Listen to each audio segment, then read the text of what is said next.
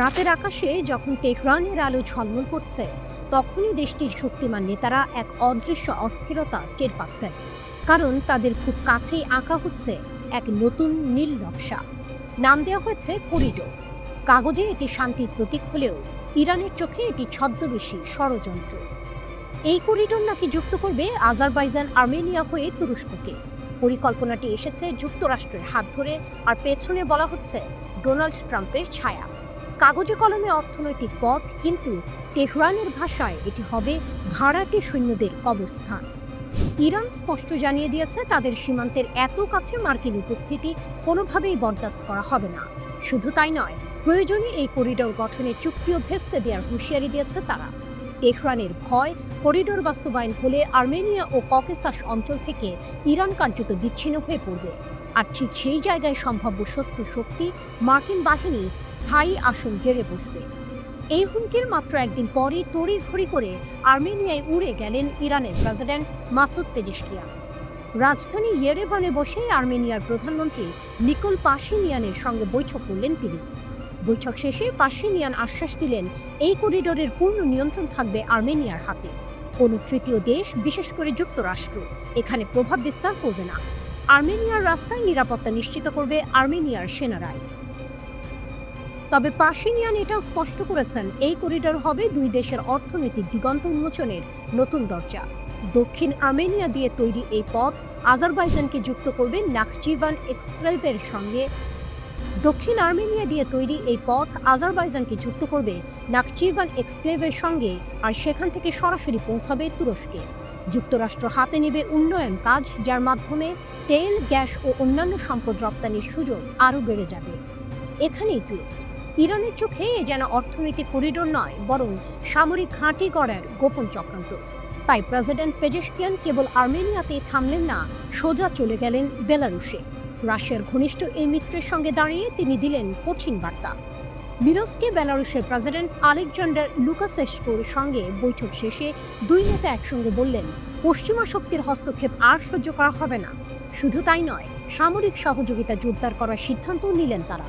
এ যেন স্পষ্ট সংকেত, ইউক্রেন যুদ্ধের উত্তাপে যখন ইউরোপ পশ্চিমা সম্পর্ক তেতে উঠেছে, তখন তেহরান দেখিয়ে দিল তারা একা নয়। রাশিয়া, বেলারুশ, ইরান, তিন দেশের ঘনিষ্ঠতা নতুন শক্তি সমীকরণে জন্ম দিতে পারে। তেহরানের বার্তা এখন গর্জে উঠছে একটাই, করিডোরের নামে কোনো ছলচাতুরি নয়। যদি যুক্তরাষ্ট্র সীমান্ত ঘেঁষে দাঁড়ায়, তবে সেটাই হবে তাদের জন্য নতুন যুদ্ধভূমি। ইরানের কূটনীতি সবসময়ই আঞ্চলিক শক্তির ভারসাম্য ধরে রাখার লড়াই, আর এবার তারা স্পষ্ট করেছে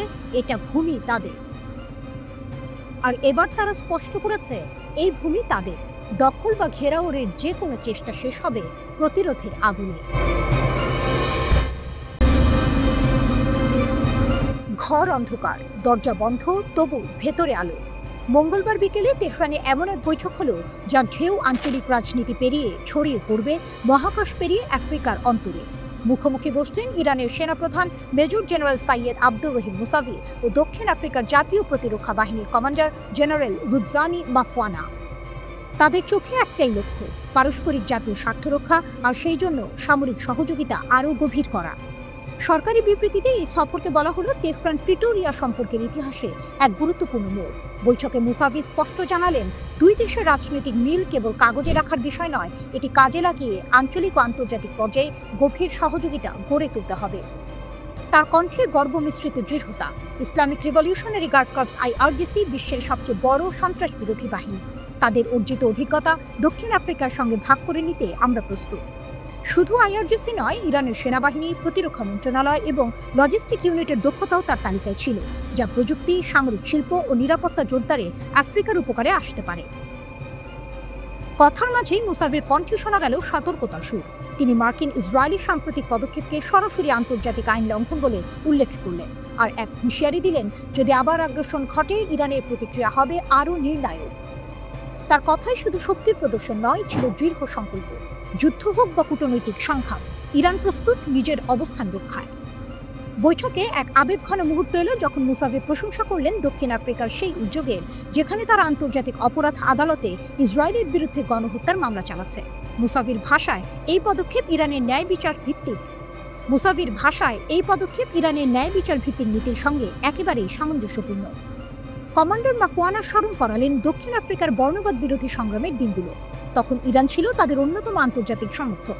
সেই ঐতিহাসিক সহায়তা তার মতে দুই দেশের সম্পর্ককে শুধু কৌশলগত নয়, আবেগের বন্ধনেও বেঁধে দিয়েছে।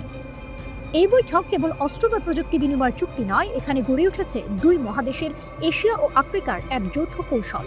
ইরান, যে একদিকে মধ্যপ্রাচ্যে মার্কিন ও ইসরায়েলি প্রভাব ঠেকাতে দৃঢ়, এখন সেই শক্তি আফ্রিকার মিত্রের সঙ্গে ভাগ করছে। দক্ষিণ আফ্রিকার জন্য এটি অর্থনৈতিক ও সামরিক ক্ষমতা বাড়ানোর সুযোগ, আর ইরানের জন্য এটি আন্তর্জাতিক মঞ্চে নতুন এক কূটনৈতিক ঢাল। বৈঠক শেষে দুই জেনারেল যখন করমর্দন করলেন, তা যেন ছিল দুই মহাদেশের সামরিক শক্তির প্রতীকী মেলবন্ধন। বাস্তবে হয়তো কোনো চুক্তি সই হলো কয়েক পাতার কাগজে, কিন্তু এর প্রতিধ্বনি পৌঁছাবে সমুদ্র পেরিয়ে, সীমান্ত ছুঁয়ে, শক্তির নতুন সমীকরণ আঁকতে। ইরান আবারও প্রমাণ করলো তারা শুধু নিজের জন্য লড়তে জানে না, বরং বন্ধুর জন্য বর্ম হয়ে দাঁড়াতে পারে। আর এই বন্ধুত্ব, ইতিহাস বলে, অনেক সময় এই যুদ্ধক্ষেত্রের গতি বদলে দেয়।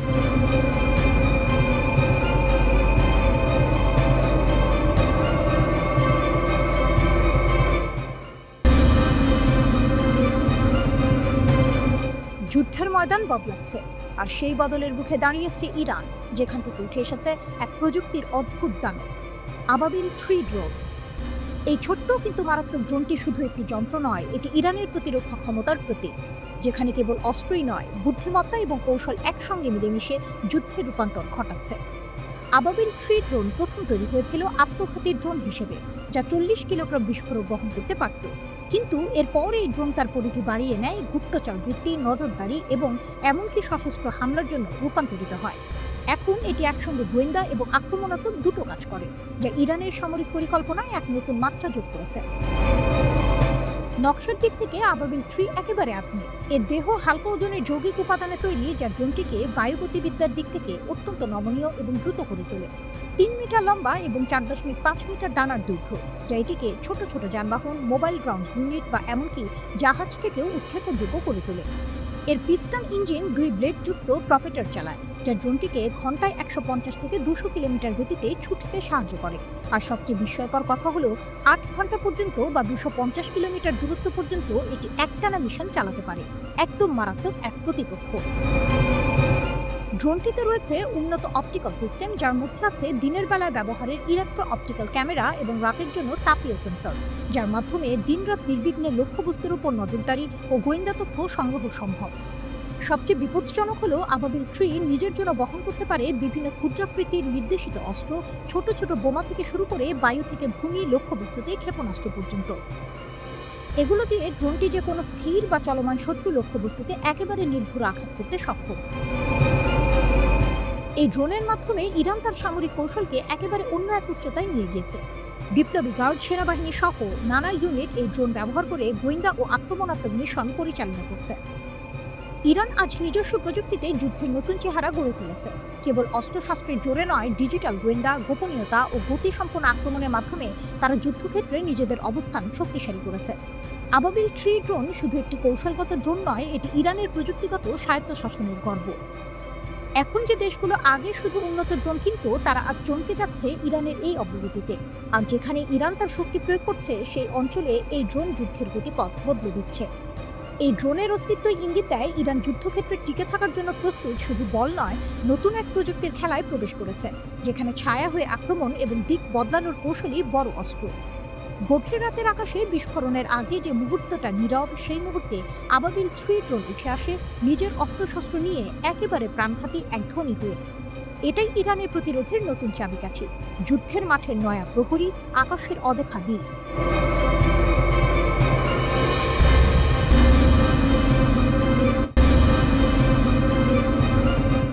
রাতের আকাশে বৈরুত যেন প্রস্তুত ছিল এক ভিন্ন দৃশ্যের জন্য।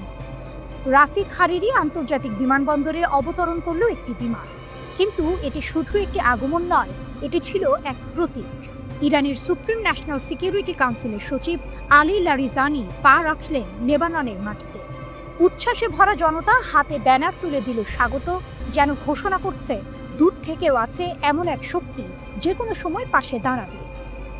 বিমানবন্দরে তাকে অভ্যর্থনা জানাতে হাজির লেবাননের পররাষ্ট্রমন্ত্রী রদ্রিগে খুরি। ইরানের রাষ্ট্রদূত মোস্তফা আমানি, সংসদ স্পিকার নাবিহ বেরি, রাষ্ট্রপতি এবং হিজবুল্লাহ সমর্থক দলগুলোর প্রতিনিধিরা। উপস্থিতির এই সারি শুধু কূটনীতি নয়, এ যেন দুই দেশের বন্ধনের গভীর সাক্ষ্য। লারিজানির কণ্ঠে দৃঢ়তা। ইরান আর লেবানন শুধু দুই রাষ্ট্র নয়, দুই সভ্যতার উত্তরাধিকার। শতাব্দীর পর শতাব্দী ধরে যে সম্পর্কের বীজ বোনা হয়েছে তা আজ আবেগের বাঁধনে জড়ানো। লেবাননের মানুষ কষ্ট পেলে ইরানের মানুষও সেই ব্যথা অনুভব করে। আমরা যে কোনো পরিস্থিতিতে লেবাননের পাশে থাকব, তাদের স্বার্থ রক্ষায় সাহায্য করব। এই সফর কেবল সৌজন্য নয়। ইরানের রাষ্ট্রদূত আগেই বলেছিলেন, এই সফর এমন সময় হচ্ছে যখন লেবানন ইতিহাসের এক গুরুত্বপূর্ণ সন্ধিক্ষণে। কারণ স্পষ্ট, মার্কিন যুক্তরাষ্ট্র ও ইসরায়েলের চাপ বাড়ছে। হিজবুল্লাহ প্রতিরোধ আন্দোলনকে নিরস্ত্র করার পরিকল্পনা নিয়ে লেবানন সরকার এগোচ্ছে, যদিও দেশের বড় অংশ এর বিরোধী। কিন্তু ইতিহাস সাক্ষী, 2000 আর 2006 সালের ইসরায়েলি আগ্রাসন ঠেকিয়েছিল হিজবুল্লাহ। আর 2023 থেকে তারা গাজায় ফিলিস্তিনিদের সমর্থনে দখলকৃত অঞ্চলে হামলা চালিয়ে আসছে, প্রতিবার ইসরায়েলকে হতবাক করে দিয়ে। লারিজানির সফর ঘিরে সোশ্যাল মিডিয়ায় ছড়িয়ে পড়েছে hashtag Iran is support not superior. সাংবাদিক, মুসলিম সম্প্রদায় সবাই বলছে ইরান তত্ত্বাবধায়ক নয়, বরং সত্যিকারের বন্ধু। পশ্চিমা ও ইসরায়েলি প্রচারণা যেখানে হিজবুল্লাহকে ইরানের উপর নির্ভরশীল দেখাতে চায়, এই অনলাইন তরঙ্গ তা ধ্বংস করে দিচ্ছে। পর্দার আড়ালে কিন্তু উত্তেজনা তীব্র। 2024 সালের 27 নভেম্বর ইসরায়েল হিজবুল্লাহ যুদ্ধবিরতি হয়েছিল, যার শর্ত ছিল ইসরায়েলের লেবানন থেকে সম্পূর্ণ প্রত্যাহার। কিন্তু দক্ষিণ লেবাননের কয়েকটি কৌশলগত স্থানে এখনও ইসরায়েলি সেনা রয়েছে। এটি জাতিসংঘের প্রস্তাব 1701-এর স্পষ্ট লঙ্ঘন। শুধু তাই নয়, যুদ্ধবিরতির পর থেকে ইসরায়েল 3700 বারেরও বেশি লঙ্ঘন করেছে সীমান্তে। লেবাননের কর্তৃপক্ষ সতর্ক করছে, এটি জাতীয় স্থিতিশীলতার জন্য বিপজ্জনক। এই দৃশ্যপটে লারিজানির সফর যেন এক রাজনৈতিক বারুদে আগুন। ইরান স্পষ্ট করে দিচ্ছে, লেবাননের প্রতিটি ইঞ্চি মাটির প্রতি তাদের শ্রদ্ধা আছে, আর হিজবুল্লাহর প্রতিটি যোদ্ধার পেছনে রয়েছে তেহরানের নীরব কিন্তু দৃঢ় সমর্থন। গল্পটি তাই শুধু কূটনীতির নয়, এটি এক জোটের, যা ইসরায়েল ও তার মিত্রদের চোখে কাঁটা হয়ে দাঁড়িয়েছে। রাতের বৈরুত জানে, যখন চারদিক থেকে চাপ বাড়ে, তখন আকাশ ভেদ করে আসে এমন এক মিত্র যার প্রতিশ্রুতি গুলির শব্দের চেয়েও জোরালো। আমরা যে কোনো পরিস্থিতিতে লেবাননের পাশে থাকব।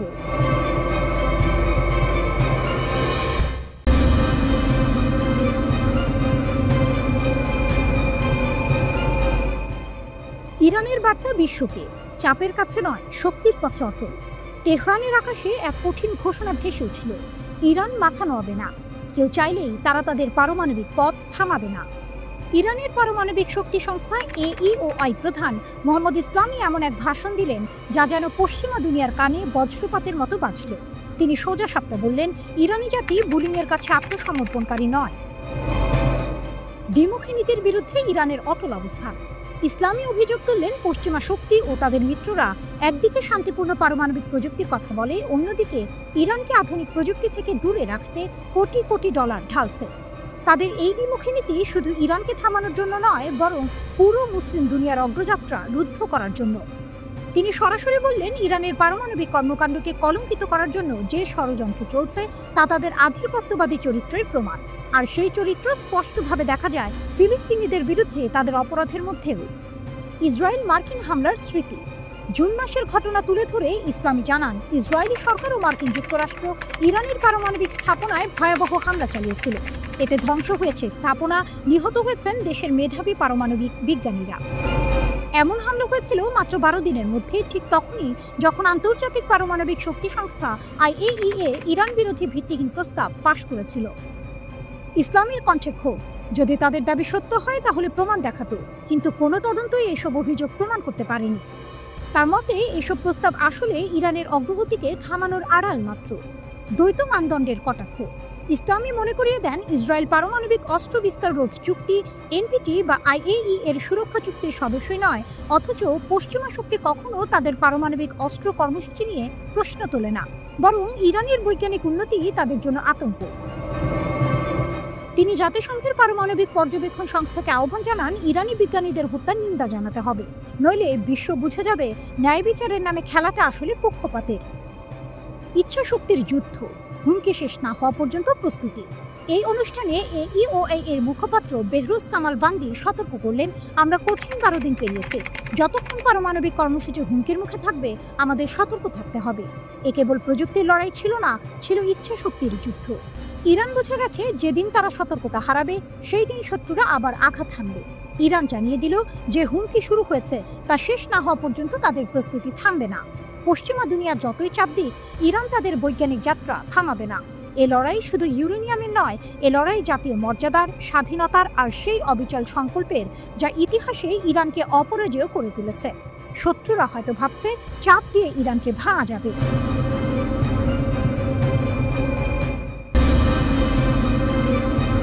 মধ্যপ্রাচ্যের আকাশে আবারও এক নতুন গর্জন উঠেছে। যুদ্ধ আর সংঘাতের আগুনে জর্জরিত ইরান আজ যেন আরও অদম্য, আরও অপ্রতিরোধ্য। ইসরায়েল ও আমেরিকার ক্রমাগত হুমকির মুখে তেহরান তৈরি করেছে এমন এক ঢাল যা শুধু রক্ষার নয়, আক্রমণের জন্যও প্রস্তুত। আর সেই ঢালের সবচেয়ে উজ্জ্বল রত্ন রাস্তাখিজ মিসাইল। গত জুনে ইসরায়েলের সঙ্গে রক্তক্ষয়ী যুদ্ধে গোটা বিশ্ব দেখেছে ইরানি ক্ষেপণাস্ত্রের তাণ্ডব। সেই যুদ্ধে বহু ক্ষয়ক্ষতি হলেও অস্ত্র ভাণ্ডার অক্ষত রাখে ইরান। এবার তেহরান দেখালো তাদের নতুন ভয়ঙ্কর হাতিয়ার, দৈর্ঘ্যে 14 মিটার, ওজনে 27 টন। রাস্তাখিজ কেবল একটি মিসাইল নয়, এটি যেন ইরানের প্রতিশোধের প্রতীক। কিন্তু এর ভয়ঙ্করতম ক্ষমতা, পারমাণবিক আঘাত চালানোর সক্ষমতা তো আছেই, সঙ্গে আছে ইলেকট্রোম্যাগনেটিক পালস প্রযুক্তি। একবার সক্রিয় হলে 80 বর্গ কিলোমিটার জুড়ে বিদ্যুৎ কেন্দ্র, যোগাযোগ ব্যবস্থা, এমনকি বিমান প্রতিরক্ষা সবকিছু মুহূর্তে অচল। শত্রুপক্ষ কিছু বোঝার আগেই তাদের চোখের সামনে অন্ধকার নামে, আর ইরানের বজ্রাঘাত বুক বিদীর্ণ করে দেয়। তেহরানের এই উন্মোচন শুধুই সামরিক প্রদর্শনী নয়, বরং সরাসরি এক বার্তা, আমরা প্রস্তুত। আবার আসতে চাইলে আসো, কিন্তু ফলভোগের জন্য প্রস্তুত থাকো। ইসরায়েল জানে জুনের যুদ্ধের মতো অভিযান আবার চালাতে হলে ভরসা রাখতে হবে গোয়েন্দা তথ্যের উপর। কিন্তু ইরান এবার আরও কঠোর নজরদারি চালাচ্ছে। ভুল তথ্য, ফাঁদে ফেলার কৌশল আর অদৃশ্য প্রতিরক্ষা সবকিছুই এখন তেহরানের খেলায়। এক প্রতিবেদনে বলা হয়েছে, ইসরায়েলের সঙ্গে যুদ্ধে ইরান হারিয়েছে বহু সেনা কর্মকর্তা ও পারমাণবিক বিজ্ঞানী, কিন্তু ক্ষেপণাস্ত্র ভাণ্ডার অক্ষত। এমনকি কিছু ধ্বংসাত্মক অস্ত্র এখনও ব্যবহারও করা হয়নি। এবার শুধু প্রতিরক্ষা নয়, আক্রমণাত্মক প্রতিরোধ ইরানের নতুন নীতি। রাস্তাখিজের মাধ্যমে তেহরান প্রমাণ করেছে তারা চাইলে শত্রুপক্ষের মাটিতেই আগুন জ্বালাতে পারে। এটি আর স্রেফ যুদ্ধের প্রস্তুতি নয়, এটি আসন্ন সংঘাতের আগাম ট্রেলার। কিন্তু এই ঘোষণার সঙ্গে সঙ্গে ঝুঁকিও বেড়েছে বহুগুণ। মধ্যপ্রাচ্যের আকাশে এখন বিস্ফোরণের গন্ধ আরও ঘন। ইরানের নতুন মিসাইল ও কঠোর পারমাণবিক অবস্থান ইসরায়েলকে আবারও আমেরিকার কাঁধে ভর দিয়ে যুদ্ধক্ষেত্রে টেনে আনতে পারে। তবুও ইরান থামবে না, কারণ তাদের ইতিহাস শেখায় যে জাতি একবার মাথা নত করে সে জাতি চিরদিনের জন্য হারিয়ে যায়। আর ইরান, তারা মাথা নোয়াবে না। রাস্তাখিজ শুধু একটি অস্ত্র নয়, এটি এক অদম্য প্রতিজ্ঞা যা তেহরানের আকাশে ধ্বনিত হয়, আমরা অটল, আমরা অপ্রতিরোধ্য।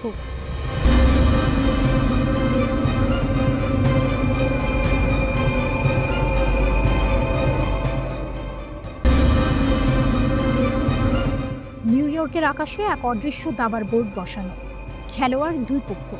পশ্চিমা ত্রয়ী আর তাদের সামনে দাঁড়িয়ে আছে ইরান, আর পাশে এক দৈত্যাকার মিত্র চীন। জাতিসংঘের নিরাপত্তা পরিষদের টেবিলে এখন বাজি রাখা হয়েছে এক ঝলসানো শব্দ, স্ন্যাপব্যাক। বেইজিংয়ে দাঁড়িয়ে চীনা পররাষ্ট্র মন্ত্রণালয়ের মুখপাত্র লিন ঘোষণা করলেন, আমরা ইরানের বিরুদ্ধে স্ন্যাপব্যাক নিষেধাজ্ঞা মেনে নেব না। আমরা আলোচনার মাধ্যমে সমাধান চাই, হুমকি দিয়ে নয়। ইউরোপীয় ত্রয়ী ফ্রান্স, জার্মানি, যুক্তরাজ্য সতর্ক করে রেখেছে, অগাস্টের শেষের মধ্যে কূটনৈতিক সমাধান না হলে তারা নিষেধাজ্ঞা ফিরিয়ে আনবে। তাদের ভাষায় এটাই ইরানকে টেবিলে বসানোর শেষ হাতিয়ার। কিন্তু চীনের চোখে এটা আলোচনার সেতু ভেঙে ফেলার বিস্ফোরক। লিনের কণ্ঠে ছিল কঠিন দৃঢ়তা, নিষেধাজ্ঞা আস্থা বাড়াবে না, বরং আলোচনা ধ্বংস করবে। জাতিসংঘ যা করবে তা যেন নতুন চুক্তি সহজ করে, ভেঙে না দেয়। তার প্রতিশ্রুতি স্পষ্ট, চীন শান্তি রক্ষায় গঠনমূলক ভূমিকা নেবে এবং ইরানের পারমাণবিক প্রশ্ন ফের আলোচনার পথে আনতে লড়বে। এদিকে তেহরানেও এক অন্য দৃশ্য। ইরানের পররাষ্ট্রমন্ত্রী আব্বাস আরাকচি সরাসরি বললেন, আমরা চীন ও রাশিয়ার সঙ্গে একসাথে কাজ করছি এই ষড়যন্ত্র থামাতে। যদি থামানো না যায়, আমাদের প্রতিক্রিয়ার জন্য সরঞ্জাম প্রস্তুত। তার চোখে চ্যালেঞ্জের আগুন, যে আগুন 2015 সালের পারমাণবিক চুক্তি JCPOA এর মূল চেতনার কথা মনে করিয়ে দেয়। সেই চুক্তিতে লুকিয়ে আছে স্ন্যাপব্যাক ধারা, যা কার্যকর হলে এক নিমিষে ফিরিয়ে আনা যাবে আগের সব নিষেধাজ্ঞা। পশ্চিমা শক্তি এখন সেই ধারাকেই অস্ত্র বানাতে চাইছে, কিন্তু ইরান বলছে ব্রিটেন, ফ্রান্স, জার্মানি আর বৈধ অংশগ্রহণকারী নয়, চীন ও রাশিয়াও এই দাবি সমর্থন করছে, কারণ তারাও জানে যদি আজ ইরান নত হয়, কাল তাদের উপরই নামতে পারে একই ছুরি। জাতিসংঘের বৈঠকের ঘরে এই দ্বন্দ্ব যেন ধীর গতির এক থ্রিলার। এক পাশে পশ্চিমের চাপ, অন্য পাশে ইরান চীনের ঐক্য। রাশিয়া প্রস্তুত, ভেটো হাতে তাদের অবস্থান অটল। লিন স্পষ্ট করে দিলেন বেইজিং শুধু দর্শক নয়, খেলোয়াড়ও। তাদের লক্ষ্য পারমাণবিক অস্ত্র বিস্তার রোধ করা, কিন্তু তার নামে কোনো দেশের সার্বভৌমত্বে আঘাত নয়। আর ইরানের জন্য এই সমর্থন কেবল কূটনৈতিক ঢাল নয়, এটি এক প্রমাণ যে বিশ্ব এখন আর একমেরু নয়। দাবার বোর্ডে চাল গোনা শুরু হয়েছে। অগস্টের শেষ সীমা যত কাছে আসছে তত বাড়ছে চাপ। পশ্চিমা ট্রেই মনে করছে তারা শেষ চেক দেবে, কিন্তু ইরান ও চীনের চোখে এখনো পুরো খেলা বাকি। আর শেষ চাল, সেটা হয়তো ভেটোতেই আটকে যাবে বেইজিং আর মস্কোর হাতে। জাতিসংঘের করিডোরে হাঁটছে এক প্রশ্ন, এ লড়াই কি নিষেধাজ্ঞার নাকি ভবিষ্যতের বিশ্ব ভারসাম্যের? ইরান ও চীন যেন একসাথে উত্তর দিচ্ছে, আমরা পিছাবো না।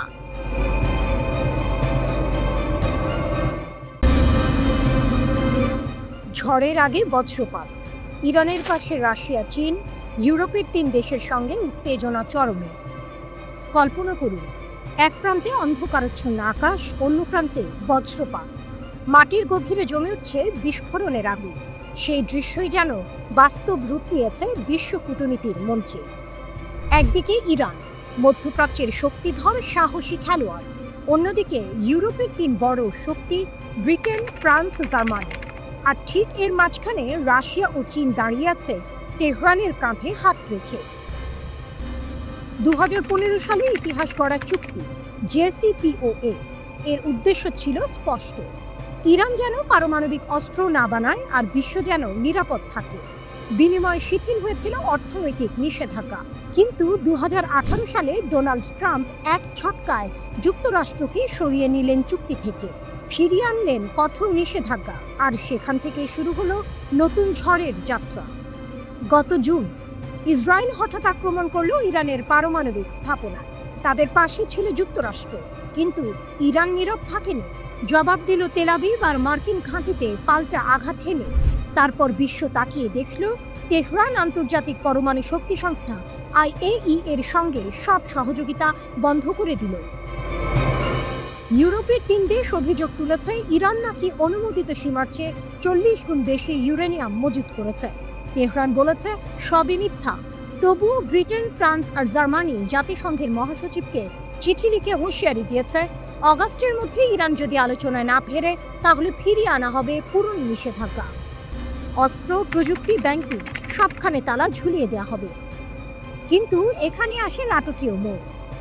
ইরান আর একা নয়, তাদের পাশে দাঁড়িয়েছে 2 দানব, রাশিয়া আর চীন। পররাষ্ট্রমন্ত্রী আব্বাস আরাকচি ঘোষণা করলেন, আমরা নিষেধাজ্ঞা ঠেকাতে সর্বোচ্চ চেষ্টা করছি, এজন্য রাশিয়া ও চীনের সঙ্গে সমন্বয় করছি। তবে শত্রু যদি নতুন করে চাপিয়ে দেয়, আমাদেরও জবাব দেওয়ার মতো প্রস্তুতি আছে। অন্যদিকে ফ্রান্সের পররাষ্ট্রমন্ত্রী জন-নোয়েল বারো হুমকি দিয়ে বললেন, ইরান যদি আন্তর্জাতিক নিয়ম না মানে, অগাস্টের শেষ নাগাদ আবারও কঠোর নিষেধাজ্ঞা ফিরিয়ে আনা হবে। এই পুরো নাটকের ভেতরে লুকিয়ে আছে এক অনিবার্য সত্য, রাশিয়া, চীন, ইরান এই ত্রয়ী একসঙ্গে দাঁড়ালে ইউরোপীয় 3 দেশ তো বটেই, এমনকি যুক্তরাষ্ট্র শ্বাসরুদ্ধ পরিস্থিতিতে পড়বে। কারণ শক্তির সমীকরণ বদলে গেছে। আজকের ইরান কেবল পারস্যের ইতিহাস নয়, রাশিয়ার সামরিক ছায়া আর চীনের অর্থনৈতিক শক্তি নিয়েও সামনে দাঁড়াচ্ছে। শেষ দৃশ্যটা যেন সিনেমার মতোই খোলা প্রশ্ন। অগাস্টের শেষ নাগাদ কি হবে? নিষেধাজ্ঞার ঝড়ে নামবে, নাকি রাশিয়া চীনের দেয়াল ভেদ করে ইউরোপ পিছিয়ে যাবে? একটা জিনিস নিশ্চিত, যুদ্ধ হোক বা কূটনীতি, ইরানের গর্জন এখন আর একা নয়, তার পাশে দাঁড়িয়ে আছে বিশ্বের 2 পরাশক্তি। আর এ কারণেই আজকের বার্তাটা স্পষ্ট, মধ্যপ্রাচ্যের আকাশে বজ্র গর্জন করছে, আর তার প্রতিধ্বনি শোনা যাচ্ছে লন্ডন, প্যারিস আর বার্লিন পর্যন্ত। মধ্যপ্রাচ্যের আকাশে আবারও এক নতুন গর্জন উঠেছে। যুদ্ধ আর সংঘাতের আগুনে জর্জরিত ইরান আজ যেন আরও অদম্য, আরও অপ্রতিরোধ্য। ইসরায়েল ও আমেরিকার ক্রমাগত হুমকির মুখে তেহরান তৈরি করেছে এমন এক ঢাল যা শুধু রক্ষার নয়, আক্রমণের জন্যও প্রস্তুত। আর সেই ঢালের সবচেয়ে উজ্জ্বল রত্ন রাস্তাখিজ মিসাইল। গত জুনে ইসরায়েলের সঙ্গে রক্তক্ষয়ী যুদ্ধে গোটা বিশ্ব দেখেছে ইরানি ক্ষেপণাস্ত্রের তাণ্ডব। সেই যুদ্ধে বহু ক্ষয়ক্ষতি হলেও অস্ত্র ভাণ্ডার অক্ষত রাখে ইরান। এবার তেহরান দেখালো তাদের নতুন ভয়ঙ্কর হাতিয়ার, দৈর্ঘ্যে 14 মিটার, ওজনে 27 টন। রাস্তাখিজ কেবল একটি মিসাইল নয়, এটি যেন ইরানের প্রতিশোধের প্রতীক। কিন্তু এর ভয়ঙ্করতম ক্ষমতা, পারমাণবিক আঘাত চালানোর সক্ষমতা তো আছেই, সঙ্গে আছে ইলেকট্রোম্যাগনেটিক পালস প্রযুক্তি। একবার সক্রিয় হলে 80 বর্গ কিলোমিটার জুড়ে বিদ্যুৎ কেন্দ্র, যোগাযোগ ব্যবস্থা, এমনকি বিমান প্রতিরক্ষা সবকিছু মুহূর্তে অচল। শত্রুপক্ষ কিছু বোঝার আগেই তাদের চোখের সামনে অন্ধকার নামে, আর ইরানের বজ্রাঘাত বুক বিদীর্ণ করে দেয়। তেহরানের এই উন্মোচন শুধুই সামরিক প্রদর্শনী নয়, বরং সরাসরি এক বার্তা, আমরা প্রস্তুত, আবার আসতে চাইলে আসো, কিন্তু ফলভোগের জন্য প্রস্তুত থাকো। ইসরায়েল জানে জুনের যুদ্ধের মতো অভিযান আবার চালাতে হলে ভরসা রাখতে হবে গোয়েন্দা তথ্যের উপর। কিন্তু ইরান এবার আরও কঠোর নজরদারি চালাচ্ছে। ভুল তথ্য, ফাঁদে ফেলার কৌশল আর অদৃশ্য প্রতিরক্ষা সবকিছুই এখন তেহরানের খেলায়। এক প্রতিবেদনে বলা হয়েছে, ইসরায়েলের সঙ্গে যুদ্ধে ইরান হারিয়েছে বহু সেনা কর্মকর্তা ও পারমাণবিক বিজ্ঞানী, কিন্তু ক্ষেপণাস্ত্র ভাণ্ডার অক্ষত, এমনকি কিছু ধ্বংসাত্মক অস্ত্র এখনও ব্যবহারও করা হয়নি। এবার শুধু প্রতিরক্ষা নয়, আক্রমণাত্মক প্রতিরোধ ইরানের নতুন নীতি। রাস্তাখিজের মাধ্যমে তেহরান প্রমাণ করেছে তারা চাইলে শত্রুপক্ষের মাটিতেই আগুন জ্বালাতে পারে। এটি আর স্রেফ যুদ্ধের প্রস্তুতি নয়, এটি আসন্ন সংঘাতের আগাম ট্রেলার।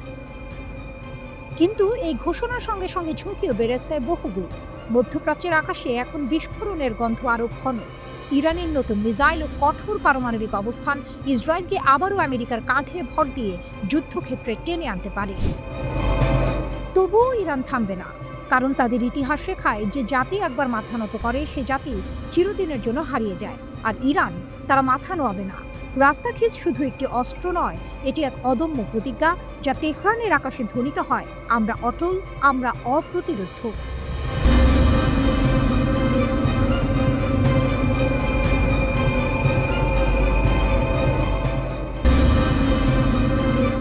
ঝড়ের আগে বজ্রপাত। ইরানের পাশে রাশিয়া, চীন, ইউরোপের 3 দেশের সঙ্গে উত্তেজনা চরমে। কল্পনা করুন, এক প্রান্তে অন্ধকারাচ্ছন্ন আকাশ, অন্য প্রান্তে বজ্রপাত, মাটির গভীরে জমে উঠছে বিস্ফোরণের আগুন। সেই দৃশ্যই যেন বাস্তব রূপ নিয়েছে বিশ্ব কূটনীতির মঞ্চে। একদিকে ইরান, মধ্যপ্রাচ্যের শক্তিধর সাহসী খেলোয়াড়, অন্যদিকে ইউরোপের 3 বড় শক্তি ব্রিটেন, ফ্রান্স, জার্মানি। আর ঠিক এর মাঝখানে রাশিয়া ও চীন দাঁড়িয়ে আছে তেহরানের কাঁধে হাত রেখে। 2015 সালে ইতিহাস গড়া চুক্তি JCPOA এর উদ্দেশ্য ছিল স্পষ্ট, ইরান যেন পারমাণবিক অস্ত্র না বানায় আর বিশ্ব যেন নিরাপদ থাকে। বিনিময়ে শিথিল হয়েছিল অর্থনৈতিক নিষেধাজ্ঞা। কিন্তু 2018 সালে ডোনাল্ড ট্রাম্প এক ছটকায় যুক্তরাষ্ট্রকে সরিয়ে নিলেন চুক্তি থেকে, ফিরিয়ে আনলেন কঠোর নিষেধাজ্ঞা। আর সেখান থেকে শুরু হলো নতুন ঝড়ের যাত্রা। গত জুন ইসরায়েল হঠাৎ আক্রমণ করল ইরানের পারমাণবিক স্থাপনায়। তাদের পাশে ছিল যুক্তরাষ্ট্র, কিন্তু ইরান নীরব থাকেনি। জবাব দিল তেল আবিব আর মার্কিন ঘাঁটিতে পাল্টা আঘাত হেনে। তারপর বিশ্ব তাকিয়ে দেখল, তেহরান আন্তর্জাতিক পরমাণু শক্তি সংস্থা IAEA এর সঙ্গে সব সহযোগিতা বন্ধ করে দিল। ইউরোপের 3 দেশ অভিযোগ তুলেছে ইরান নাকি অনুমোদিত সীমার চেয়ে 40 গুণ বেশি ইউরেনিয়াম মজুত করেছে। তেহরান বলেছে সবই মিথ্যা। তবুও ব্রিটেন, ফ্রান্স আর জার্মানি জাতিসংঘের মহাসচিবকে চিঠি লিখে হুঁশিয়ারি দিয়েছে, অগাস্টের মধ্যে ইরান যদি আলোচনায় না ফেরে তাহলে ফিরিয়ে আনা হবে পুরনো নিষেধাজ্ঞা। অস্ত্র, প্রযুক্তি, ব্যাংকিং সবখানে তালা ঝুলিয়ে দেওয়া হবে। কিন্তু এখানে আসে নাটকীয় মোড়। ইরান আর একা নয়, তাদের পাশে দাঁড়িয়েছে 2 দানব, রাশিয়া আর চীন। পররাষ্ট্রমন্ত্রী আব্বাস আরাকচি ঘোষণা করলেন, আমরা নিষেধাজ্ঞা ঠেকাতে সর্বোচ্চ চেষ্টা করছি, এজন্য রাশিয়া ও চীনের সঙ্গে সমন্বয় করছি। তবে শত্রু যদি নতুন করে চাপিয়ে দেয়, আমাদেরও জবাব দেওয়ার মতো প্রস্তুতি আছে। অন্যদিকে ফ্রান্সের পররাষ্ট্রমন্ত্রী জন-নোয়েল বারো হুমকি দিয়ে বললেন, ইরান যদি আন্তর্জাতিক নিয়ম না মানে আগস্টের শেষ নাগাদ আবারও কঠোর নিষেধাজ্ঞা ফিরিয়ে আনা হবে। এই পুরো নাটকের ভেতরে লুকিয়ে আছে এক অনিবার্য সত্য। রাশিয়া, চীন, ইরান এই ত্রয়ী একসঙ্গে দাঁড়ালে ইউরোপীয় 3 দেশ তো বটেই, এমনকি যুক্তরাষ্ট্র শ্বাসরুদ্ধ পরিস্থিতিতে পড়বে। কারণ শক্তির সমীকরণ বদলে গেছে। আজকের ইরান কেবল পারস্যের ইতিহাস নয়, রাশিয়ার সামরিক ছায়া আর চীনের অর্থনৈতিক শক্তি নিয়েও সামনে দাঁড়াচ্ছে। শেষ দৃশ্যটা যেন সিনেমার মতোই খোলা প্রশ্ন। অগাস্টের শেষ নাগাদ কি হবে? নিষেধাজ্ঞার ঝড়ে নামবে, নাকি রাশিয়া চীনের দেয়াল ভেদ করে ইউরোপ পিছিয়ে যাবে? একটা জিনিস নিশ্চিত, যুদ্ধ হোক বা কূটনীতি, ইরানের গর্জন এখন আর একা নয়, তার পাশে দাঁড়িয়ে আছে বিশ্বের 2 পরাশক্তি। আর এ কারণেই আজকের বার্তাটা স্পষ্ট।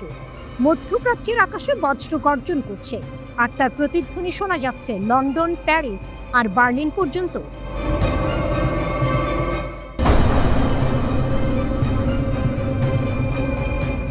পুতিন কি ইরানকে পারমাণবিক বোমা তৈরিতে সাহায্য করছেন? গোপন এক রাতের অন্ধকার সফরে শুরু হয় এই গল্প। একদল ইরানি বিজ্ঞানী চুপিসারে পা রেখেছিলেন রাশিয়ার মাটিতে। তাদের মিশন ছিল অত্যন্ত গোপনীয়। এই সফরের পেছনে লুকিয়েছিল একটি গভীর পরিকল্পনা, যা বিশ্বের রাজনৈতিক মানচিত্রকে বদলে দিতে পারে। সবার মনে একটাই প্রশ্ন, পুতিন কি তবে ইরানকে পারমাণবিক অস্ত্র তৈরিতে সাহায্য করছেন? এই প্রশ্নের জবাব খুঁজতে গিয়ে ফাইন্যান্সিয়াল টাইমসের এক চাঞ্চল্যকর প্রতিবেদন যেন এক সিনেমার প্লট উন্মোচন করেছে। প্রতিবেদন অনুযায়ী 2024 সালের অগাস্ট মাসে ইরানের একদল বিজ্ঞানী গোপনে রাশিয়া সফর করেন। তাদের লক্ষ্য ছিল শুধু সাধারণ প্রযুক্তি নয়, এমন কিছু দ্বৈত ব্যবহারের প্রযুক্তি জোগাড় করা যা সামরিক কাজেও ব্যবহার করা যায়। এই 5 সদস্যের দলের নেতৃত্বে ছিলেন একজন পরমাণু পদার্থবিদ আলী কালভান্দো, যিনি ইরানের সামরিক গবেষণা সংস্থা SPND এর একজন জ্যেষ্ঠ কর্মকর্তা। এই সংস্থাটি পারমাণবিক অস্ত্র কর্মসূচির সাথে সরাসরি যুক্ত। দলের মধ্যে একজন সামরিক গোয়েন্দা কর্মকর্তাও ছিলেন, যা এই সফরের উদ্দেশ্যকে আরও রহস্যময় করে তোলে। ফাইন্যান্সিয়াল টাইমস গোপন সূত্রের বরাতে এই তথ্য ফাঁস করে। এর বরাতে ইরান ইন্টারন্যাশনাল জানায় 2024 সালের অগস্টে এই সফরের নেতৃত্বে ছিলেন 43 বছর বয়সী ইরানি পারমাণবিক পদার্থবিদ আলী কালভান। তিনি কূটনৈতিক পরিষেবা পাসপোর্টে মস্কোতে এসেছিলেন। তার সাথে ছিলেন আরও 4 জন। তখন কালভান্দ বলেছেন তারা একটি বেসরকারি পরামর্শদাতা সংস্থার প্রতিনিধিত্ব করেছেন।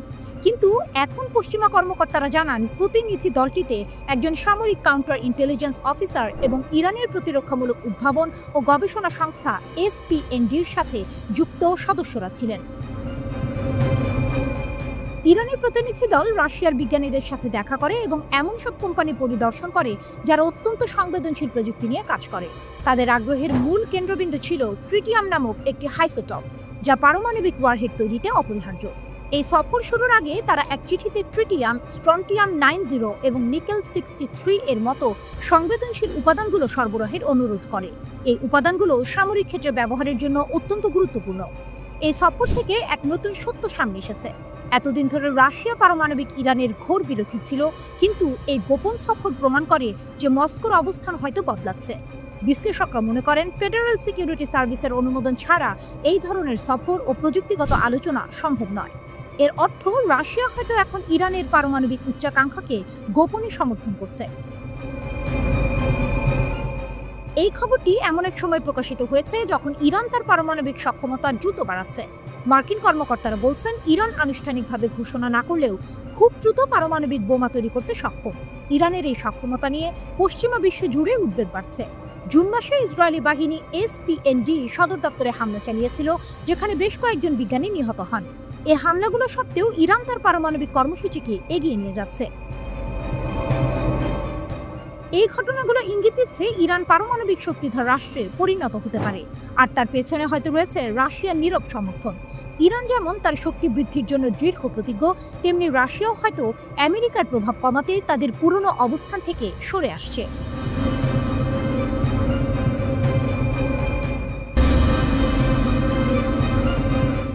সম্ভাব্য ইরান যুদ্ধ, ইসরায়েলের আকাশে নতুন আতঙ্ক, আকাশে অদৃশ্য উত্তেজনা, বাতাসে চাপা গুঞ্জন।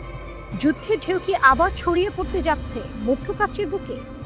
ওয়ালা নিউজ জানিয়েছে ইরান কিংবা ইয়েমেনের হুথিদের সম্ভাব্য ক্ষেপণাস্ত্র হামলার ভয়ে ইসরায়েল রাতারাতি জোরদার করছে তাদের বিমান প্রতিরক্ষা ব্যবস্থা, যেন যুদ্ধ এসে দরজায় কড়া নাড়ছে। ইসরায়েলের প্রতিরক্ষা মন্ত্রণালয়ের মহাপরিচালক মেজর জেনারেল আমির বারাম নির্দেশ দিয়েছেন, অ্যারো 3, অ্যারো 4, আয়রন ডোম, ডেভিড স্লিং আর ভূমি ভিত্তিক লেজার সিস্টেম দ্রুত উন্নয়ন করতে হবে। শুধু তাই নয়, বাড়ানো হচ্ছে নতুন রাডার আর গোপন প্রতিরক্ষা প্রযুক্তি। এক কথায় পুরো দেশকে ঢেকে ফেলতে চাইছে এক অদৃশ্য ঢাল দিয়ে। কিন্তু কেন এত তাড়াহুড়ো? কারণ ইতিহাস ভুলতে দেয় না। মাত্র 2 মাস আগের যুদ্ধে ইরান হঠাৎ করে নিক্ষেপ করেছিল 20টি ব্যালিস্টিক ক্ষেপণাস্ত্র। ইসরায়েল দাবি করে বেশিরভাগই নাকি আটকানো হয়েছে, কিন্তু বাস্তব অন্য কথা বলে। কিছু ক্ষেপণাস্ত্র আছড়ে পড়ে বেয়ারশেবার একটি অ্যাপার্টমেন্ট কমপ্লেক্সে। ধোঁয়া, আগুন, চিৎকার, নিরাপত্তা বেষ্টনীর ফাঁক তখন স্পষ্ট হয়ে ওঠে। বারামের নির্দেশের ভেতরে তাই ভয়ও আছে, আবার স্বীকারোক্তিও। আর সেই কারণেই মার্কিন সেন্টকমের সঙ্গে জোরদার করছে সহযোগিতা। মনে রাখা দরকার, 2021 সাল থেকে ইসরায়েল সরাসরি যুক্ত হয়েছে সেন্টকমের ছত্রছায়ায়।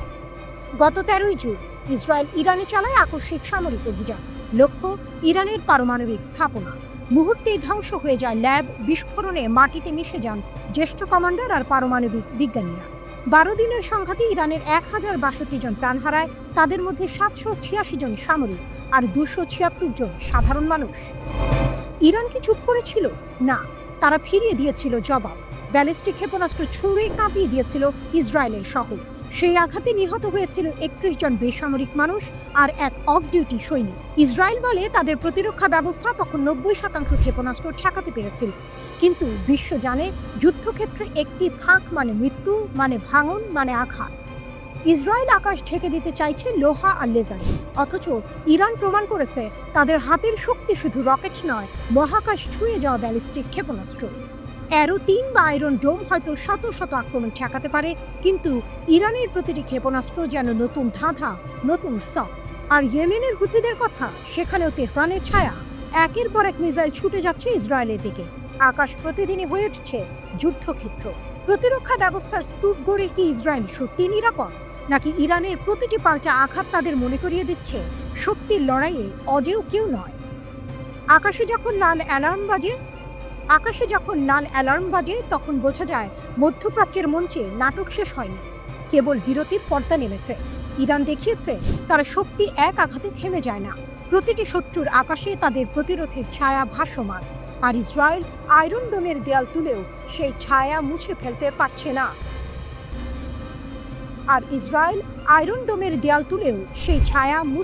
পারছে না।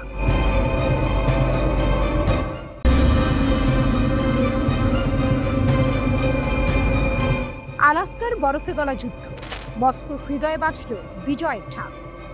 আলাস্কার বরফে ঢাকা অ্যাঙ্করেজ শহর। সারা বিশ্ব তাকিয়েছিল এক বৈঠকের দিকে। টেবিলের দুই পাশে মুখোমুখি বসেছিলেন মার্কিন প্রেসিডেন্ট ডোনাল্ড ট্রাম্প আর রুশ প্রেসিডেন্ট ভ্লাদিমির পুতিন। 3 ঘন্টার সেই রুদ্ধশ্বাস বৈঠক শেষ হতেই পৃথিবী জুড়ে শুরু হলো বিশ্লেষণের ঝড়। কিন্তু মস্কোতে সেখানে ঢাক বাজল বিজয়ের। রাশিয়ার প্রভাবশালী রাজনীতিকরা ঘোষণা দিলেন এই বৈঠক শুধু এক বৈঠক নয়, এটা রাশিয়ার কূটনৈতিক জয়ের প্রতীক, আর ইউক্রেন ও তার ইউরোপীয় মিত্রদের জন্য এক নিঃশব্দ পরাজয়। রয়টার্স জানায়, বৈঠক শেষ হওয়ার পরপরই মস্কোর রাজনীতিকরা আনন্দে উচ্ছ্বসিত প্রতিক্রিয়া দিয়েছেন। আর গার্ডিয়ান লিখেছে, পুতিন কোনো ছাড় দেননি। ট্রাম্প যুদ্ধবিরতির দাবি তুললেও তা প্রত্যাখ্যান করেছেন। তবুও রাশিয়ার ওপর নতুন কোনো নিষেধাজ্ঞা আসেনি। যেন অদৃশ্য এক খেলার মাঠে রাশিয়া হাসছে আর পশ্চিম নীরব। কঠোর মনোভাবের জন্য পরিচিত রাশিয়ার সাবেক প্রেসিডেন্ট দিমিত্রি মেদভেদেভ টেলিগ্রামে লিখলেন, এই বৈঠক প্রমাণ করল শর্তহীন আলোচনা সম্ভব, যে সত্যটা মস্কো বারবার বলে এসেছে। যুদ্ধ যখন ইউক্রেনে তীব্রতর হচ্ছে, তখনই এই দৃশ্য বিশ্বকে চোখে আঙুল দিয়ে দেখালো রাশিয়ার অবস্থান কতটা দৃঢ়। যুদ্ধ যখন ইউক্রেনে তীব্রতর হচ্ছে, তখনই এই দৃশ্য বিশ্বকে চোখে আঙুল দিয়ে দেখালো রাশিয়ার অবস্থান কতটা দৃঢ়।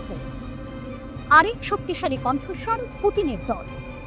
ইউনাইটেড রাশিয়ার আইন প্রণেতা আন্দ্রে কিসাস।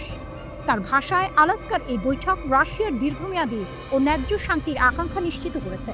এরপর আরও সরাসরি বললেন, এটা রাশিয়ার সফলতা আর ইউক্রেন ও ইউরোপীয় মিত্রদের পরাজয়। যারা এতদিন শর্তহীন যুদ্ধবিরতির জন্য চাপ দিচ্ছিল, তারা আজ কার্যত হাত গুটিয়েছে। কিসাস লিখলেন, বিশেষ সামরিক অভিযানের কাজগুলো সম্পন্ন হবে, চাই সামরিক উপায়ে, চাই কূটনৈতিকভাবে।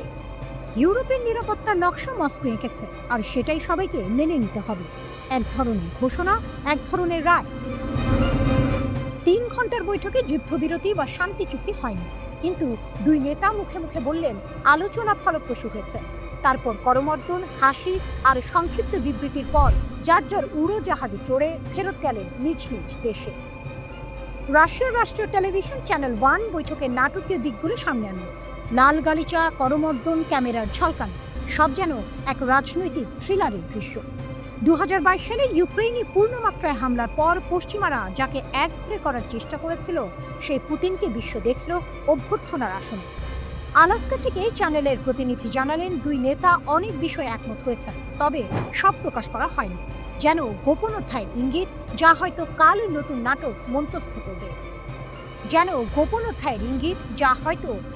নতুন নাটক মঞ্চস্থ করবে। রাশিয়ার সংসদের উচ্চকক্ষের বৈদেশিক সম্পর্ক কমিটির প্রধান কনস্টান্টিন কোসাচভ লিখলেন, এই বৈঠক উভয় প্রেসিডেন্টের জন্য এক যৌথ সাফল্য। তারা যা অর্জন করেছেন এই মুহূর্তে তার চেয়ে ভালো কিছু সম্ভব ছিল না। তবে সবার কণ্ঠ এক ছিল না। ইউক্রেন যুদ্ধপন্থী ব্লগার ওয়ার গঞ্জো মন্তব্য করলেন, বৈঠক হয়েছে কিন্তু দৃশ্যমান ফল আসেনি। তার ভাষায়, যদি রাশিয়া আবার ইউক্রেনের লক্ষ্যবস্তুতে আঘাত শুরু করে, ট্রাম্প আবার নিষেধাজ্ঞার তাস খেলতে পারে। তখন প্রশ্ন উঠবে, অন্তহীন আলোচনার জন্য রাশিয়া কি তার সামরিক অভিযান থামাবে? বাইরে থেকে শান্তির ছবি, ভেতরে অগ্নিগর্ভ বাস্তবতা। তবুও আলাস্কার বরফে জমে থাকা রাতের পর ভোরে মস্কোতে বাজল বিজয়ের সুর। পুতিন কিছু হারাননি, বরং জেতেন কূটনীতির মঞ্চ। আর ট্রাম্প, তিনি হাত মেলালেন, হাসলেন, তবে ইউক্রেনের পক্ষে 1 ইঞ্চিও এগোতে পারলেন না। তিনি হাত মেলালেন, হাসলেন, তবে ইউক্রেনের পক্ষে 1 ইঞ্চিও এগোতে পারলেন না।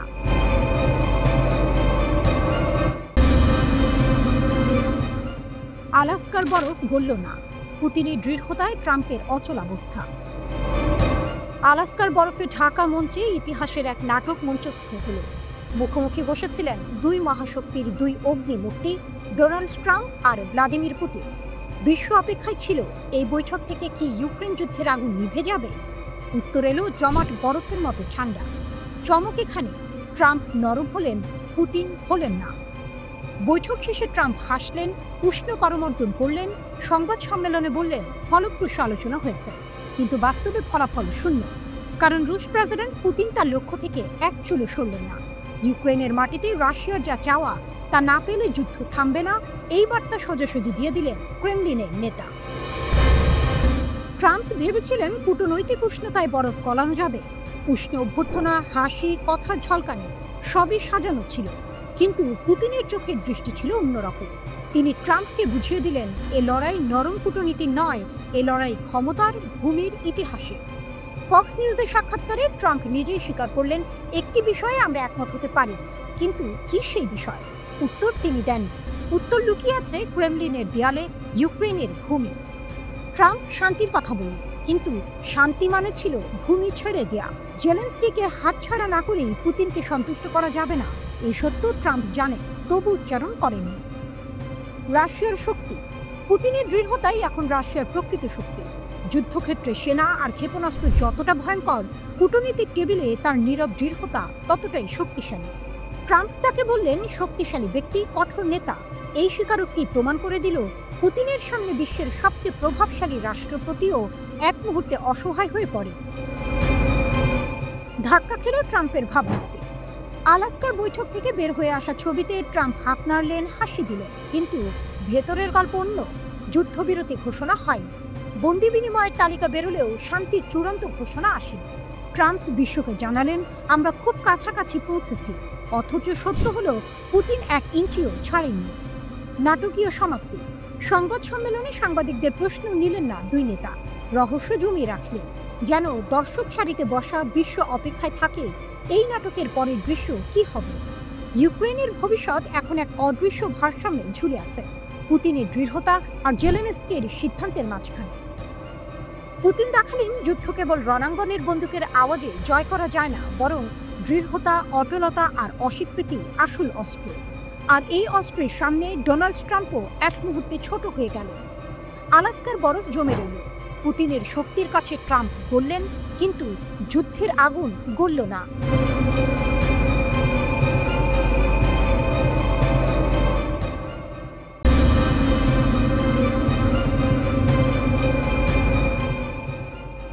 বৈরুতের আকাশে যেন ঝড়ের গর্জন।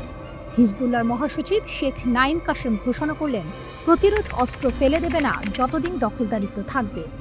5 আগস্টের পর থেকে লেবাননের রাজনীতিতে আগুন জ্বলছে। সেদিন প্রধানমন্ত্রী নওয়াফ সালাম মন্ত্রিসভাকে নির্দেশ দিলেন 2025 সালের শেষ নাগাদ সেনাবাহিনীর হাতে সব অস্ত্র কেন্দ্রীভূত করতে হবে। সরকার বলছে এটি কেবল রাষ্ট্রের নিয়ন্ত্রণ শক্তিশালী করার পরিকল্পনা, কিন্তু কাশেমের চোখে এ এক মার্কিন ইসরায়েলি ষড়যন্ত্র, যা লেবাননের মাটিকে দুর্বল করে দেবে শত্রুর কামানের সামনে। তিনি বালবেকের মঞ্চ থেকে ছুড়ে দিলেন তীরের মতো বাক্য, আপনারা যদি অসহায় হন, আমাদের লাগবে না আপনাদের সাহায্য, আমরা নিজেরাই শত্রুর মুখোমুখি হব। তার কণ্ঠে ছিল কারবালার প্রতিধ্বনি। যেমন ইমাম হুসেন ইয়াজিদের সেনাবাহিনীর বিরুদ্ধে দাঁড়িয়েছিলেন, তেমনই হিজবুল্লাহ দাঁড়াবে আধুনিক যুগের ইয়াজিদ, আমেরিকা ও ইসরায়েলের বিরুদ্ধে। কাশেম সতর্ক করলেন, সরকারের এই সিদ্ধান্ত মানে প্রতিরোধ যোদ্ধাদের হত্যা সহজ করে দেয়া, তাদের পরিবারকে গৃহহীন করে তোলা, লেবাননকে ধীরে ধীরে গৃহযুদ্ধের দিকে ঠেলে দেয়া। দেশকে ইসরায়েলি আগ্রাসনের হাতে বা আমেরিকার লোভের মুখে তুলে দিও না। তার গর্জন যেন ছড়িয়ে পড়ল পাহাড় থেকে উপকূল পর্যন্ত। 2006 সালের জুলাই যুদ্ধের স্মৃতি ফিরে এলো তার কথায়।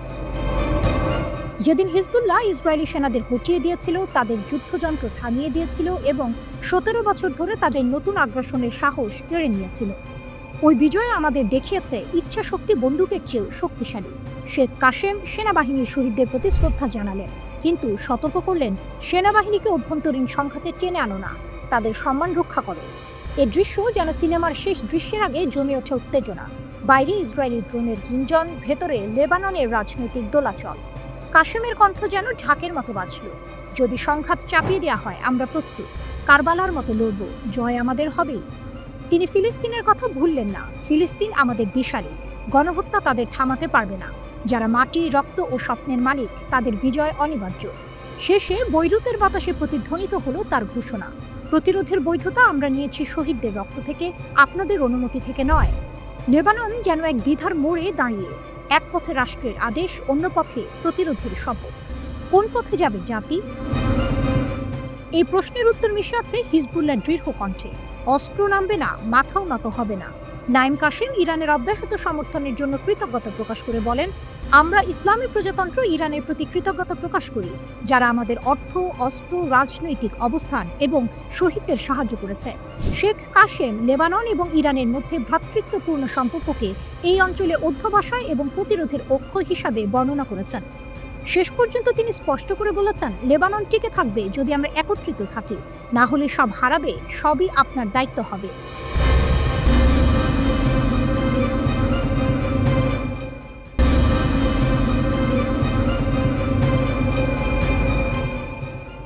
তেহরান বনাম জেরুজালেম, আরেকটি যুদ্ধে কাউন্টডাউন শুরু। মধ্যপ্রাচ্যের গরম মাটিতে আবারও আগুনের গন্ধ। ইরান ইসরায়েলের দ্বন্দ্ব যেন থামতেই চাইছে না।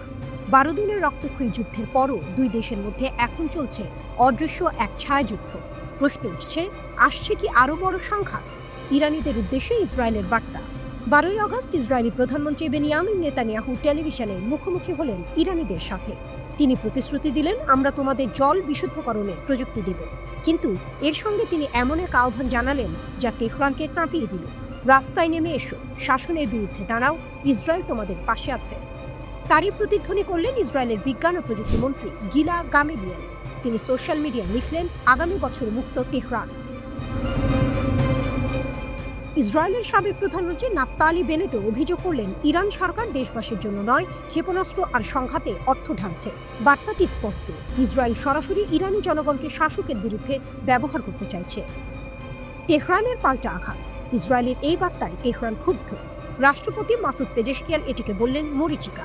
সংসদের স্পিকার গালিবাফ কটাক্ষ করে বললেন, পরিশোধিত নর্দমার পানি দিয়ে ইরানিদের প্রতারিত করছে ইসরায়েল। পররাষ্ট্রমন্ত্রী আব্বাস আরাকচি আরও এক ধাপে গিয়ে জানালেন, নিষেধাজ্ঞার কারণে ইরান নতুন প্রযুক্তি আনতে দেরি করছে, অথচ তাদের হাতে ইতিমধ্যেই সংকট সমাধানের উপায় আছে। সবচেয়ে বড় বার্তা এসেছে সরকারের সামরিক পদক্ষেপ থেকে। 3 আগস্ট ইরান নতুন এক প্রতিরক্ষা কাউন্সিল গঠন করেছে, যেখানে 38 বা প্রচলিত সেনাবাহিনী ও আইআরজিসি বা রিভলিউশনারি গার্ড সরাসরি অন্তর্ভুক্ত। শেষবার এই ধরনের কাউন্সিল গঠিত হয়েছিল 8 বছরের ইরাক ইরান যুদ্ধের সময়। এবারও তেহরান বুঝিয়ে দিল তারা আরেকটি বড় সংঘাতের জন্য প্রস্তুত। ছায়াযুদ্ধের নাটক। যুদ্ধবিরতির পরও ইরানের রহস্যজনক বিস্ফোরণ আর অগ্নিকাণ্ডের ঢেউ চলছে। মাত্র 40 দিনে 30টিরও বেশি ঘটনা। কখনো গুদাম উড়ে যাচ্ছে, কখনো সামরিক মালিকানাধীন অর্থনৈতিক কেন্দ্র জ্বলছে। তেহরান এগুলোকে ছোট করে দেখাতে চাইছে গ্যাস লিক, দুর্ঘটনা। কিন্তু মানুষ জানে এর পেছনে থাকতে পারে মোসাদের ছায়া। প্রমাণ, ইরানি ভিন্ন মতাবলম্বীরাই এখন ইসরায়েলের হাতিয়ার। 7 আগস্ট প্রোপাবলিকা রিপোর্টে উঠে এসেছে সাম্প্রতিক যুদ্ধে ইসরায়েলি সাফল্যের পেছনে ছিল ইরানি সহযোগীরা। তারা মেশিন গান বসিয়েছে, বিমান প্রতিরক্ষা ধ্বংস করেছে, এমনকি বিজ্ঞানীদের অ্যাপার্টমেন্ট নজরদারি করেছে। অর্থাৎ শত্রু আর সীমান্তে সীমাবদ্ধ নয়, শত্রু এখন ভেতরে। শক্তির আসল খেলা। ইসরায়েল চায় ইরানি জনগণকে রাস্তায় নামাতে।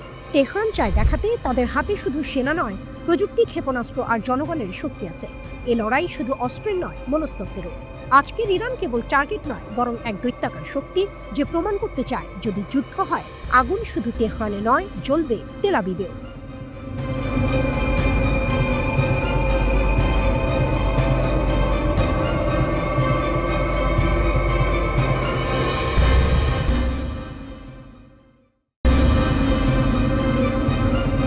মধ্যপ্রাচ্যে যুদ্ধের ঘ্রাণ, মার্কিন সেনাদের বড় পদক্ষেপ, ইরানের চোখ রাঙানি। মধ্যপ্রাচ্যের আকাশে আবারও ঘন কুয়াশার মতো জমছে যুদ্ধের ছায়া। বাগদাদ ছেড়ে মার্কিন সেনারা পাড়ি জমাচ্ছে উত্তর ইরাকের কুর্দি নিয়ন্ত্রিত শহর এরবিলে। শত্রু ইরানের একেবারে দোরগোড়ায় নতুন ঘাঁটি গড়ার এই সিদ্ধান্তে উত্তেজনা ছড়িয়ে পড়েছে পুরো অঞ্চলে। প্রশ্ন উঠছে, এ কি কেবল সেনা পুনর্বিন্যাস, নাকি আসছে নতুন এক ভয়ঙ্কর সংঘাত?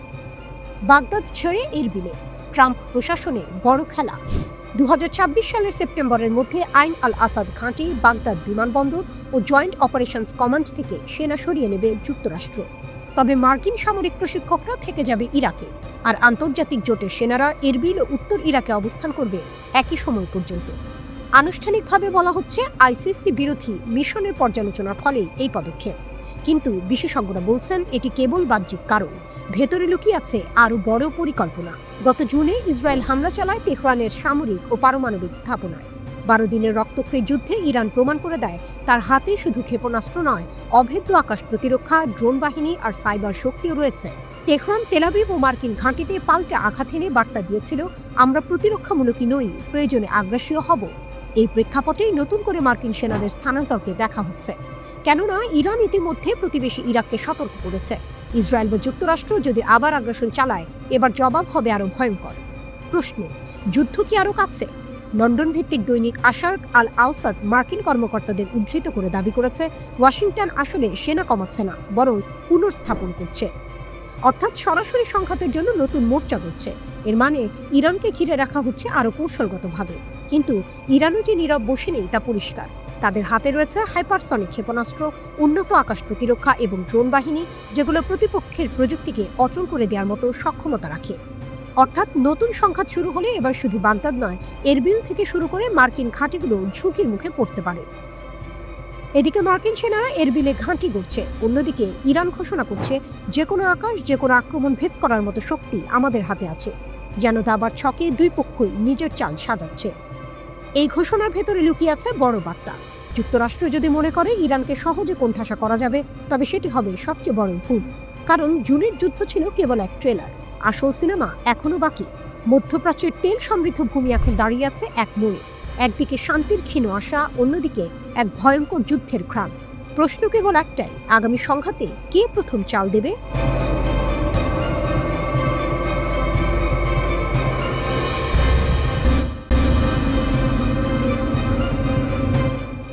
আকাশের ছায়াযুদ্ধ, ইরানের নতুন বার্তা, প্রতিরক্ষার আড়ালে আক্রমণের ইঙ্গিত। ভাবুন, এক উত্তেজনাপূর্ণ দৃশ্য। মধ্যপ্রাচ্যের আকাশে যুদ্ধ বিমান ঘুরে বেড়াচ্ছে, ক্ষেপণাস্ত্রের হুমকি চারপাশে। ঠিক তখনই ইরান জানিয়ে দিল, আমাদের আকাশ অজেয়। এই ঘোষণাটা শুধু সামরিক দম্ভ নয়, বরং এক গভীর কৌশলগত বার্তা। 16 আগস্ট ইরানের গুরুত্বপূর্ণ বিমান প্রতিরক্ষা ঘাঁটি কমের ফর্দ এয়ার ডিফেন্স বেজে পৌঁছান Khatam al Anbiya air defence commander brigadier general. তিনি ঘাঁটির বিভিন্ন অংশ ঘুরে দেখেন, সেনাদের সাথে কথা বলেন এবং শহীদ যোদ্ধাদের স্মরণ করেন, যারা গত জুনে ইসরায়েলের সঙ্গে 12 দিনের যুদ্ধে প্রাণ হারিয়েছেন। জেনারেল স্পষ্ট জানিয়ে দেন, দেশের সার্বভৌমত্ব রক্ষায় বিমান প্রতিরক্ষা বাহিনী প্রথম সারির ঢাল। শত্রুর যে কোনো আক্রমণ আকাশেই থামিয়ে দেওয়া হবে। এই বার্তাটা শুধু প্রতিরক্ষা নিয়ে নয়, বিশ্লেষকরা বলছেন ইরান আসলে বোঝাতে চাইছে তারা শুধু আকাশ পাহারা দিচ্ছে না, সক্রিয় প্রতিরক্ষার কৌশল নিয়েছে। মানে যদি হামলা আসে আকাশে থামানো হবে, আবার একই সঙ্গে শত্রুর ঘাঁটিতেও পাল্টা আঘাত যাবে। বার্তার আড়ালে বার্তা, শত্রুর উদ্দেশ্যে সতর্কবার্তা। যুক্তরাষ্ট্র সম্প্রতি ইরানের পারমাণবিক স্থাপনায় হামলার হুমকি দিয়েছে। ইরান জানিয়ে দিল আকাশ প্রতিরক্ষা ব্যবস্থা দাঁড়িয়ে আছে, যে কোনো মুহূর্তে আক্রমণ ঠেকাতে প্রস্তুত। জনগণের উদ্দেশ্যে আত্মবিশ্বাস, শহীদ সেনাদের স্মরণ আর আকাশ প্রতিরক্ষার শক্তি তুলে ধরে জনগণকে আশ্বস্ত করা, আপনারা নিরাপদ। কূটনৈতিক ইঙ্গিত, ইরান বোঝাতে চাইছে তারা একেবারেই দুর্বল নয়, বরং প্রতিপক্ষের সামরিক শক্তিকে পাল্টা চ্যালেঞ্জ করতে সক্ষম। ইরানের শক্তি কতটা? ইরান বলছে তাদের প্রতিরক্ষা ব্যবস্থা অজেয়। সত্যিই তাদের হাতে আছে বাভার 373 নামের উন্নত প্রতিরক্ষা ব্যবস্থা, যা S-400 এর সমকক্ষ বলে দাবি। আধুনিক রাডার, যা একসাথে বহু লক্ষ্য শনাক্ত করতে পারে। আকাশ প্রতিরক্ষা ড্রোন ও মিসাইল, যেগুলো আগেও মার্কিন ড্রোন ভূপাতিত করে দেখিয়েছে। তবে প্রশ্ন থেকেই যায়, আধুনিক মার্কিন ও ইসরায়েলি প্রযুক্তির সঙ্গে সত্যি কি পাল্লা দিতে পারবে ইরানের আকাশ প্রতিরক্ষা? নাকি এই ঘোষণা মূলত রাজনৈতিক ও মনস্তাত্ত্বিক বার্তা, যা জনগণকে সাহসী রাখার জন্য বেশি? এবার কাল্পনিক দৃশ্য, মধ্যপ্রাচ্যের আকাশ অন্ধকার, দূরে গর্জন করছে যুদ্ধ বিমান। হঠাৎ রাডারের স্ক্রিনে ধরা পড়ে শত্রুর ছোড়া মিসাইল। ইরানের প্রতিরক্ষা ঘাঁটি সতর্ক হয়ে ওঠে, সাইরেন বাজতে থাকে। একটা ক্ষেপণাস্ত্র ছুটে আসে আর মুহূর্তের মধ্যেই সেটিকে আঘাত করে ধ্বংস করে দেয় ইরানের প্রতিরক্ষা মিসাইল। কমান্ডারের কণ্ঠ ভেসে আসে, আমাদের আকাশ ভেদ করা যাবে না, আঘাত করলে পাল্টা জবাব হবে আরও কঠিন। এভাবেই শত্রুদের জবাব দিবে ইরান।